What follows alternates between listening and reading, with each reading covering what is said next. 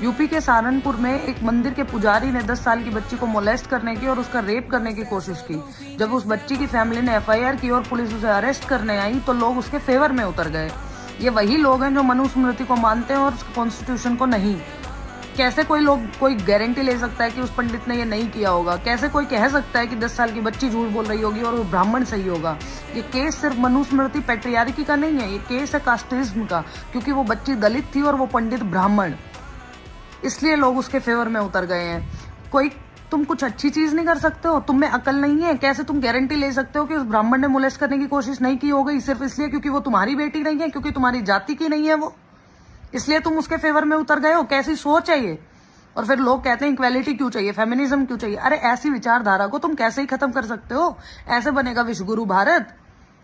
पढ़ना लिखना तुमने है नहीं, अंधभक्ति में लीन हो जाओ बस। और अंधभक्ति से भी सर नहीं रहा है तुम्हारा। अंधभक्त हो तो अपनी बहन बेटियों को भेजो और खुद चले जाओ वहां। दूसरों के केस में टांग मत अड़ाओ। अगर किसी के साथ मोलेस्ट होता है तो कानूनी तरीके से सुलझाने दो उसे। समझ में आ रही है तुम्हें?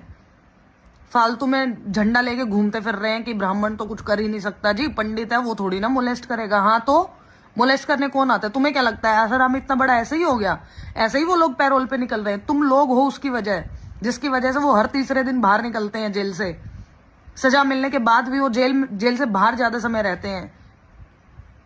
बात करते हैं ये लोग फेमिनिज्म की, बात करेंगे वुमेन एम्पावरमेंट की। ये है पढ़ाई लिखाई करो जाके और इन पंडितों के चक्कर में छोड़ दो इन पंडितों का चक्कर।